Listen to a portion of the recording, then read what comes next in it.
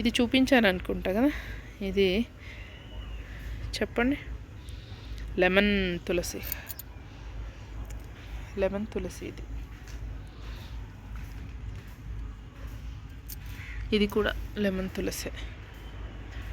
Lemon తులసి ఈ flowers తెలుసు కదా, చైనీస్ వెల్వెట్.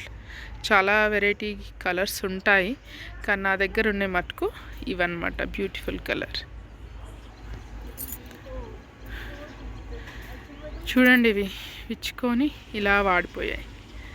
ఇవి మళ్ళీ మీకు 1 వీక్ 5-6 డేస్ తర్వాత మళ్ళీ అప్డేట్ ఇస్తా. ఓకే,